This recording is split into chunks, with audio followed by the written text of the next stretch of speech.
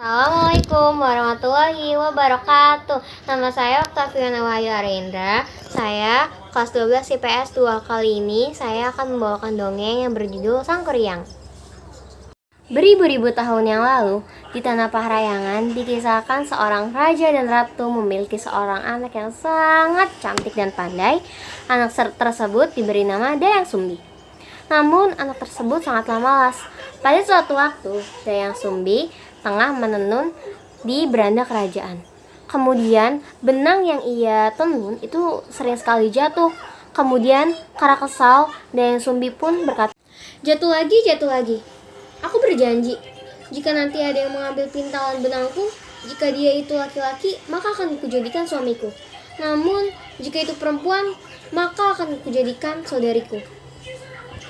Tak lama kemudian, seekor anjing sakti yang bernama Tumang pun datang untuk membawa pintalan benang tersebut kepada Dayang Sumbi.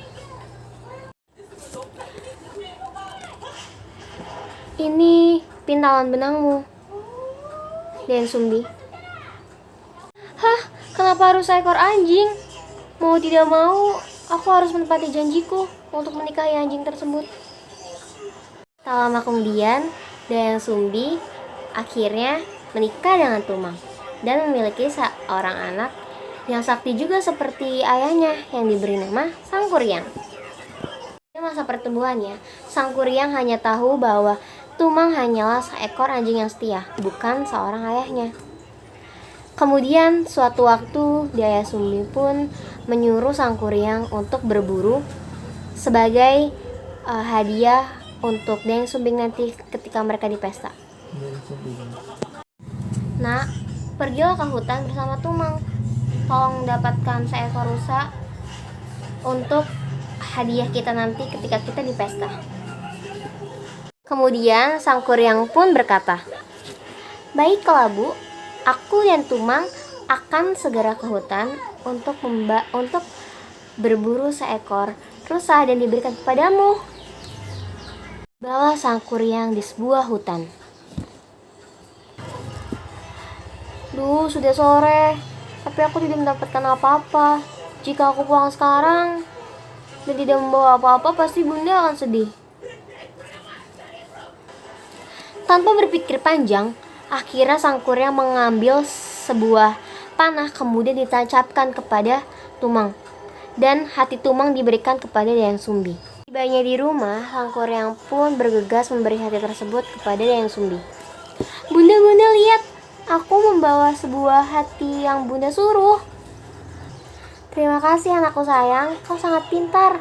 Setelah mendapatkan hati rusa tersebut, Dewi Sumbi pun segera bergegas menghadiri pesta. Namun setelah dari pesta tersebut, Dayang Sumbi teringat akan Tumang. Kemudian Dayang Sumbi pun bertanya kepada Sang Kuryang, Sang Kuryang, Tumang kemana ya? Beberapa hari ini Bunda tidak melihat dia.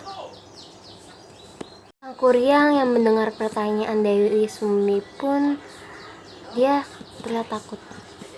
Sang Kuryang pun takut ketika mendengar pertanyaan dari Dayang Sumbi. Tumang sudah mati Bunda. Dayang Sumbi pun marah. Hah, bagaimana bisa Sang Kuryang? Kenapa Tumang bisa mati? Waktu itu aku ketika Bunda suruh ke hutan, aku tidak menemukan seekor pun untuk aku buru dan ku beri kepada Bunda. Tapi aku takut Bunda kecewa, makanya aku membunuh Tumang, kemudian memberikan hati Tumang kepada Bunda. Hah? Membunuhnya? Dasar anak tidak tahu diri. Kemudian Dayang Sumbi pun marah dan memukul kepala Sang Kuryang menggunakan sendok nasi. Aduh Bunda, kenapa memukulku? Sedemikian lukanya kah Bunda sama Sang Kuryang?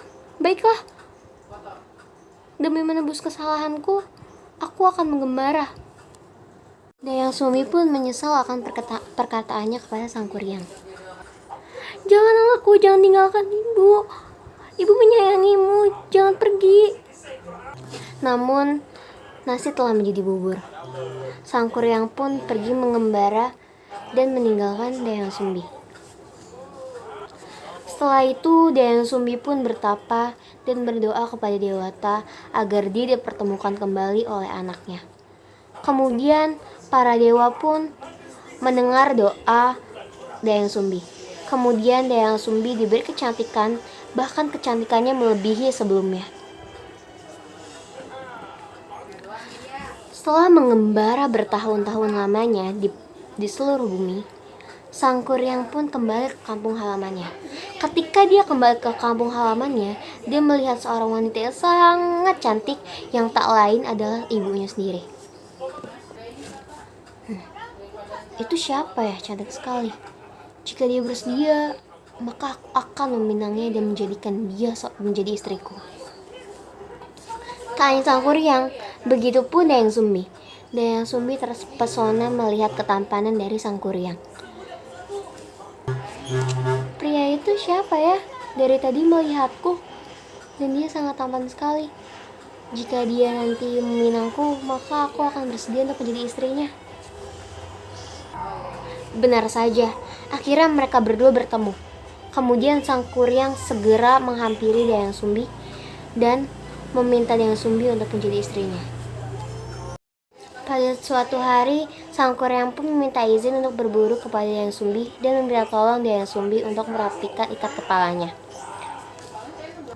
Dinda, apa aku boleh meminta tolong untuk engkau merapikan ikat kepalaku? Tentu saja, Kanda. Kemarilah. Kemudian, ketika Dayang Sumbi merapikan rambut Sang Kuryang, dia melihat luka yang ada di kepala Sang Kuryang. Luka tersebut mirip sekali kepada luka waktu anaknya dulu. Kemudian Dayang Sumbi pun bertanya kepada Sang Kuryang, Kanda, itu luka di kepalamu kenapa? Apa ada yang memukulmu dulu? Oh itu Dinda. Iya, dulu ketika kecil aku dipukul oleh ibuku di kepalaku. Kemudian aku meninggalkannya sendiri. Ternyata benar, anak tersebut adalah Sang Kuryang yang tak lain adalah anak dari Dayang Sumbi. Dayang Sumbi pun hampir saja menikahi anaknya sendiri.